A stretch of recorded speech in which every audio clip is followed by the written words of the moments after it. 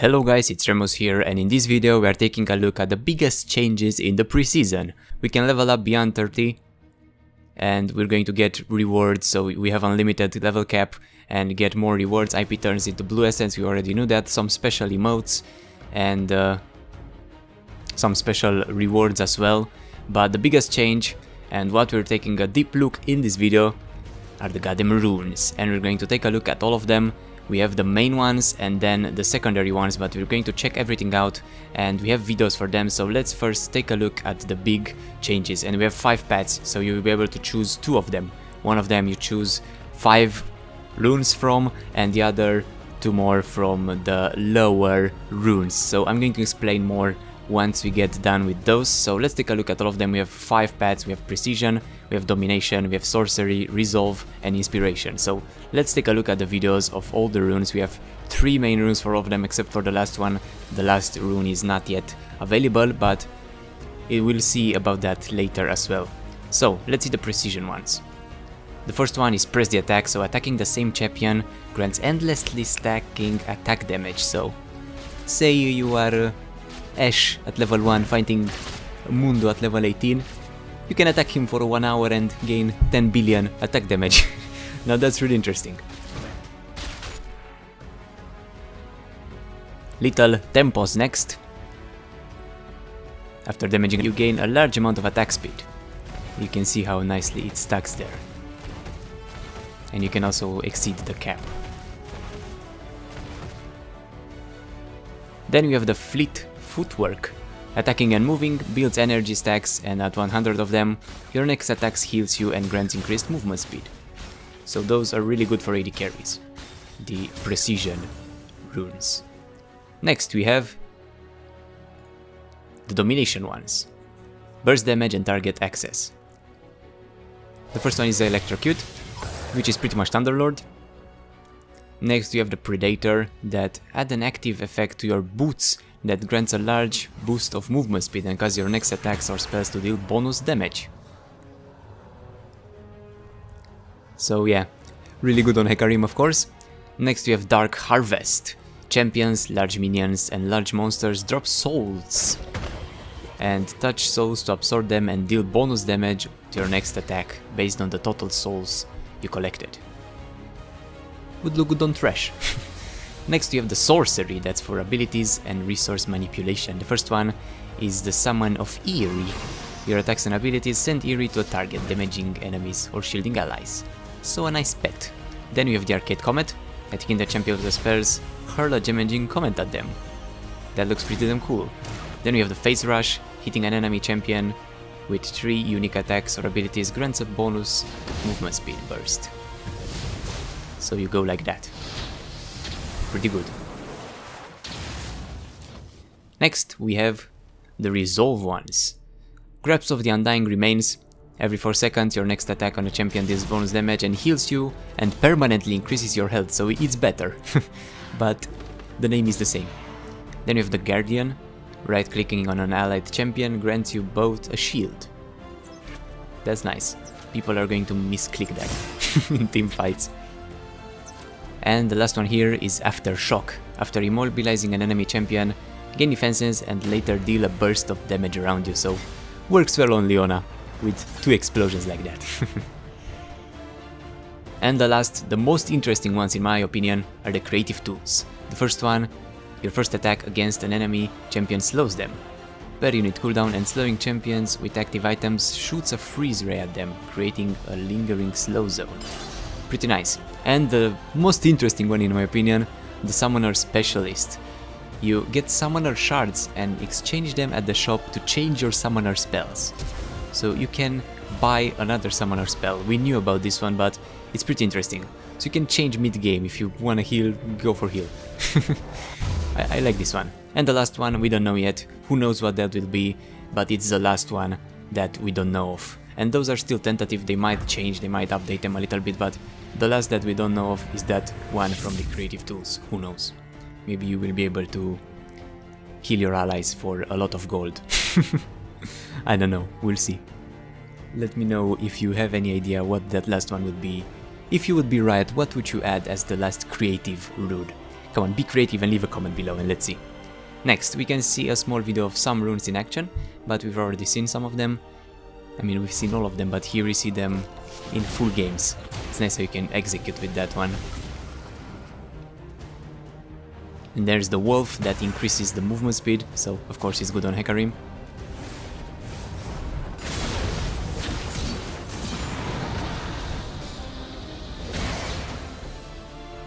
Next we have that one that works well on Leona, like I said.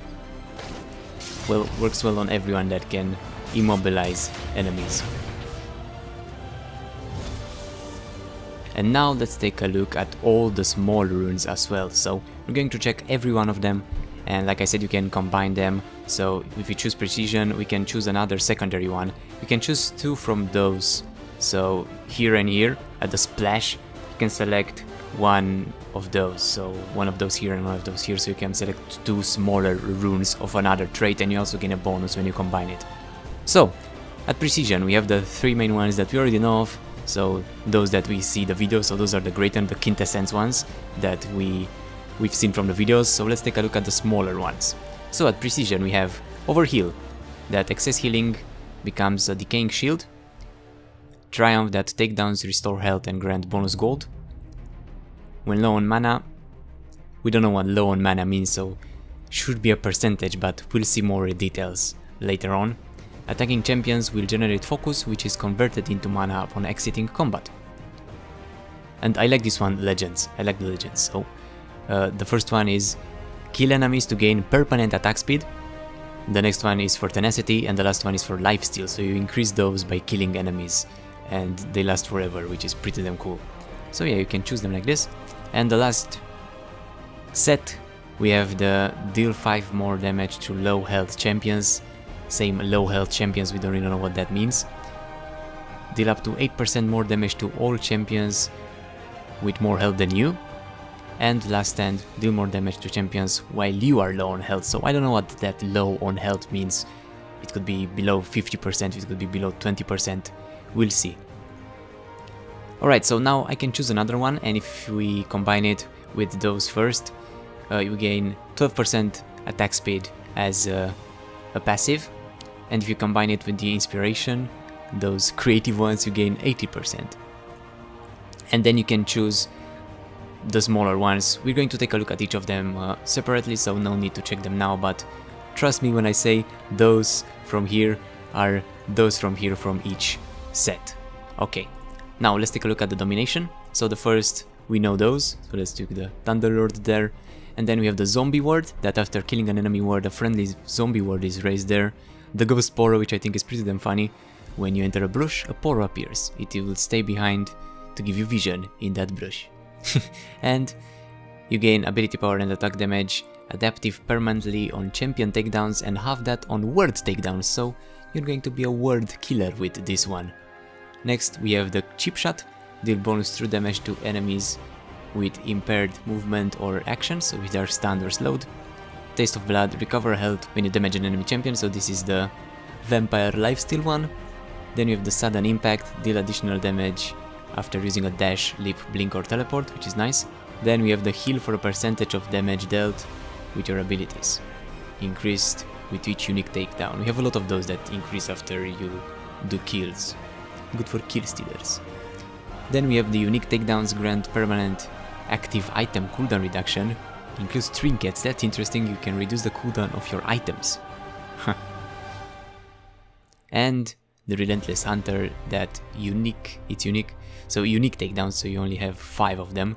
Grants permanent out of combat movement speed. Nice. And to prove your point here, so the first give you 10 bonus ability power and 7 damage, and it's adaptive. I don't know what adaptive means, to be clear here. Or if you combine it with the last one always gives you more. So if you combine it with that one, you have 15 and 10.5. So to prove, let's combine it with Precision, and you can see those are the traits that we've seen before. You can see the last stand and all those that we chose before. Okay, next we have the Sorcery, with the big ones that we know, and then we have the Nulling Orb, gain a magic damage shield when low on health, again low on health. Then we have the Manifold Band, Periodically, your next ability used has its mana or energy cost refunded and restored some of your missing mana or energy. And the ultimate hat. The ultimate hat, nice name. Gain cooldown reduction and max cooldown reduction on your ultimate. This is increased further each time you use your ultimate up to maximum.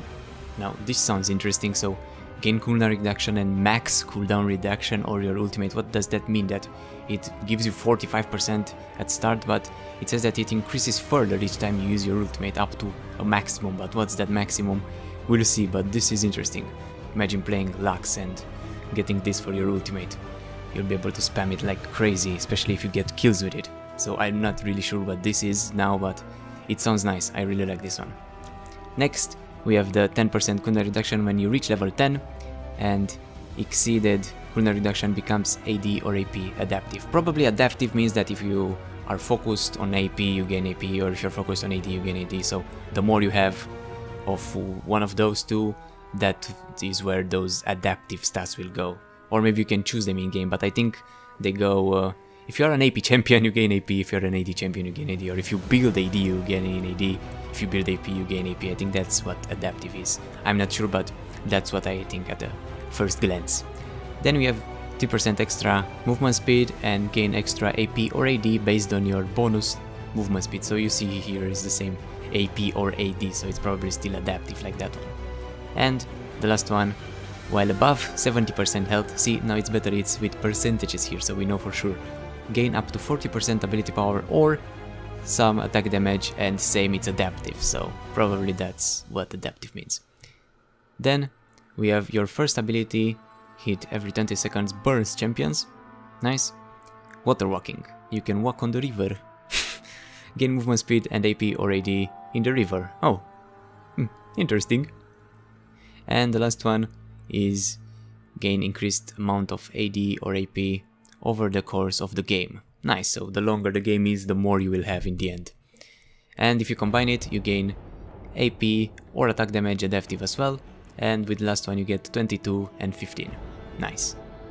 Okay, next we have the Resolve. Okay, we know those. After casting a summoner spell, gain tenacity and slow resistance for a moderate duration. Then increase your bonus armor and magic resist for each summoner spell on cooldown. Interesting. Next, charge up a powerful attack against the tower while near it. Okay, so you are becoming a small Rift Herald. And impairing the movement of an enemy champion marks them. You and your allies heal when attacking champions that are marked. Nice, so this works well with the Grasp of the Undying. Then we have the Iron Skin. You gain 3 armor, that's it. And whenever you heal for at least 20 health, 20 health and not even that much, maybe because so you don't make it to heal from items or passively, so it doesn't stack from there as well, I don't know. Or from a consumable effect, increase your armor by 5% for 3 seconds. I don't think that one's good enough. I mean, it should give you a bit more armor from the start. But that 5% can be good if you're really tanky and have a shit ton of armor, but I don't think it's I don't think it's enough. And the same one is for magic resist. Works the same. And after 10 minutes, gain 6 armor and 6 magic resist, and increase your total armor and magic resist by 5%. I think this one is better than those two combined. Still, I don't think that's enough. It should be a bit more for tanks. Next, every 10 monsters or enemy minions that die near you permanently increase your max health by 0.2%. That's nice, you can sit whole game long next to minions. This works well on Nasus. And it doesn't say... yeah, so it doesn't have a cap probably, so you can go insane here if you play a game for 10 hours. Then, heals and shields are 5% stronger and increase by an additional 10% on targets below 40% health. Okay? And the next one, restore health over time based on your missing health. Not bad. Works on some champions really well. And if you combine it, you gain 70 health with those and 105 with the last one. Great, and the last one, those, I'm really curious what they are. Let's choose the coming soon one. And we have Hextech Flesh Traption. While Flash is on cooldown, it is replaced by Hex Flash. Hex Flash. Channel, then blink to a location. So this is how the Flash was in Alpha, I think. You didn't flash instantly, you had to cast it. So you have 2 flashes though, but you have to cast this one. Still, I think it's nice. I think many champions would work well with having inspiration as the second main trait in runes. I like that one. Next we have the Biscuit. Get a free Biscuit every 3 minutes until minute 12. Biscuits heal and permanently increase your max mana. Not bad. And perfect timing, gain a free stopwatch. Stopwatch has a one-time use status active. So it's Zonia, but it's a one-time use. So I think here the best one would be the Hex Tech. Next, magical footwear. You get free boots at minute 10, but you cannot buy boots before then.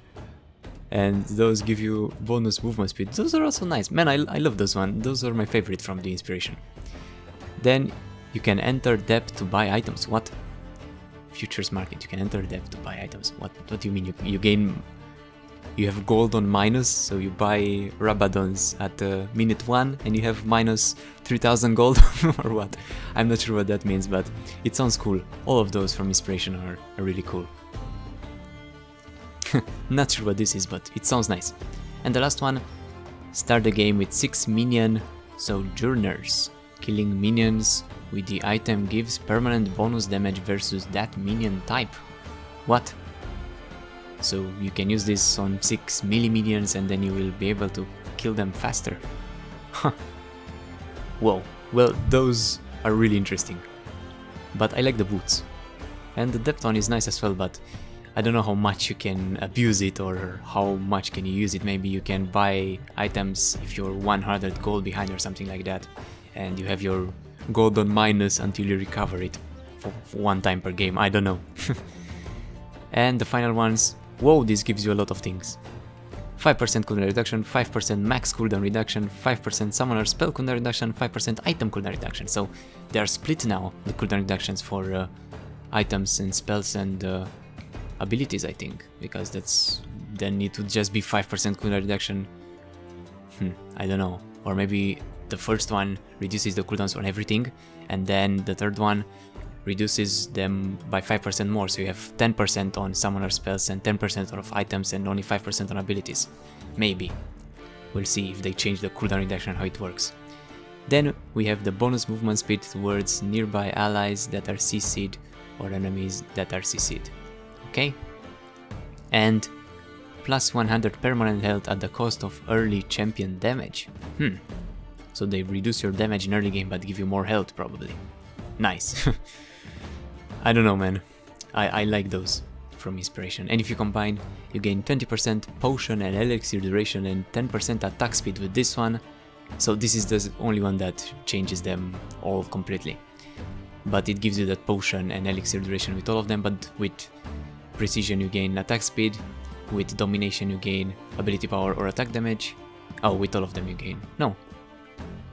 With Domination and Sorcery you gain ability power or attack damage, and with Resolve you gain some health.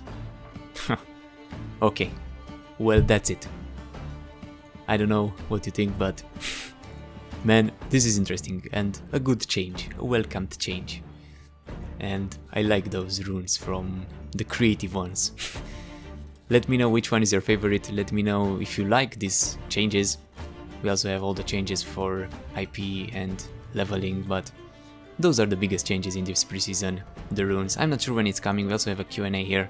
They say we're aiming for November 8th for the preseason, so I don't know if they're going to add it to PB tomorrow along with Evelyn. That would be a lot of new stuff.